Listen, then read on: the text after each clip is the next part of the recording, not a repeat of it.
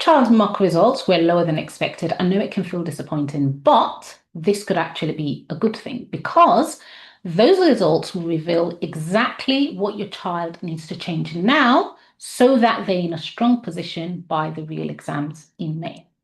So in this video, I'm going to show you the exact steps students should take after a disappointing mock results so they can rebuild their confidence quickly, make real progress, and get themselves on track for high grades by the final exams. Okay, so I'm going to jump straight into the video. Now, the first thing they need to do after a disappointing mock result is to take some time out to identify their weaker areas.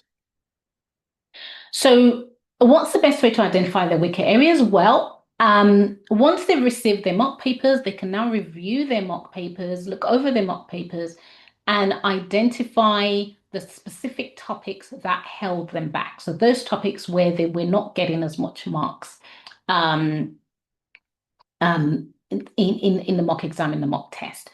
And not just topics, but also they need to identify patterns in the type of questions. So was it a 6-mark question that let them down, or was it 1-mark question? You'll be amazed as to the amount of 1-mark questions that students can easily miss and not get the right answer to. And those 1-mark questions really add up, right? Can make the difference between a grade 6 and a grade 7, for instance. Is it graph-based questions, or is it required practicals or core practicals? So really at this stage, it's important to identify not just the topics, but the patterns in the question, the type of skills. So this will help your child identify their weaker areas, as I said, not just in the topics, but also in the skills, like is it a 6-marker question or required practical question? Now, to help your child improve their weaker areas, once they've identified these areas, I put together a guide called 3 Simple Steps to Achieve Top Grades in GCSE Maths and Science. And I'll put that in the description below. You can access that in the description down below. Okay, so step 2, after they've identified their weaker areas and weaker skills, is to create focused plan. So that means they need to plan to focus on these areas. Now, a good way to do this, what I suggest, is to identify the top 2 to 3 weaker topics for each subject. So they can identify the top 3 topics for maths, chemistry, biology, and physics. And that's a total of 12 topics. Once they've identified those topics, they now need to schedule it into their timetable. And the goal is to cover at least 2 topics per week. So they can say this week I am scheduling photosynthesis and I'm scheduling trigonometry, for instance. And so over 6 weeks, they would have covered 12 of those top topics, right? Can you see how amazing that is? So 12 topics in just 6 weeks. And that means then that by mid-March, the latest, your child would have covered a huge grounding in their weaker areas, which means by April, they're just at this point really focusing on practicing exam questions rather than, you know, trying to relearn something that they should have learned several months ago.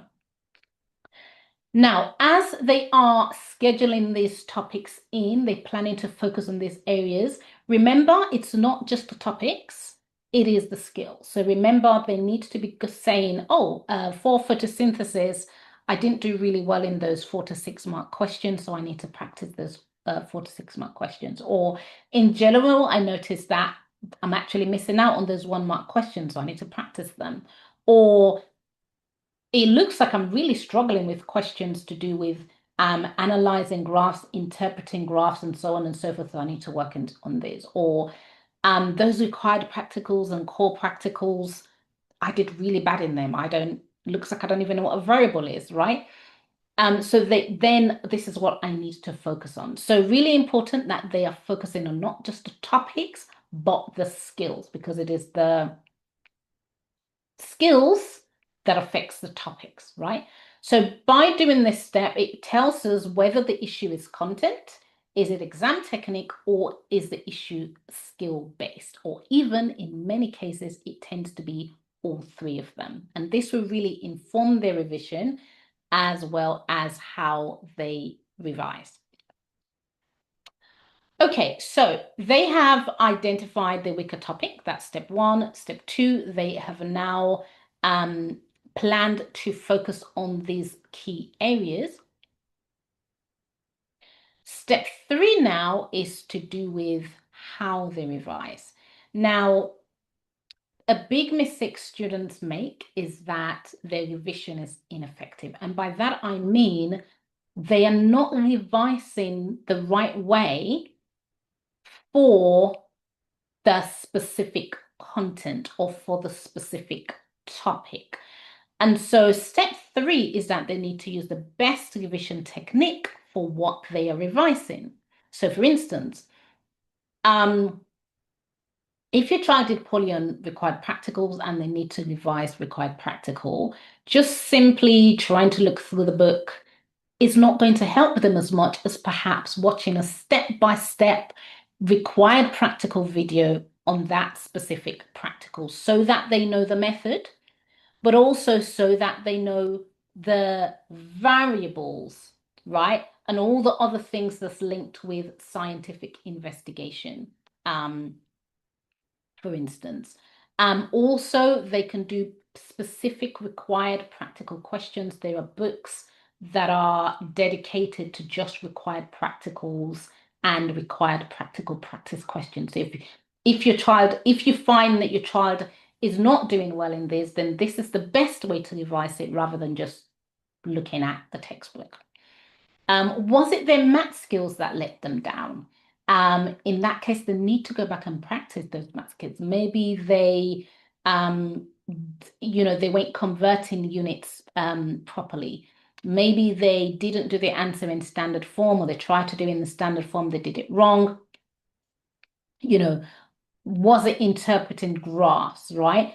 All of these math skills, then they know, okay, I need to kind of go back and focus on these, because what tends to happen is students tend to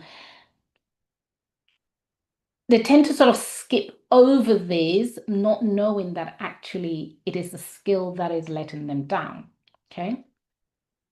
Another example here is it could be 6-marker questions that was letting them down. So they need to practice 6-marker questions, especially around the weaker areas. And the CGP workbooks are particularly good for this. So the key here is don't just revise using the best revision method for your specific weaker area.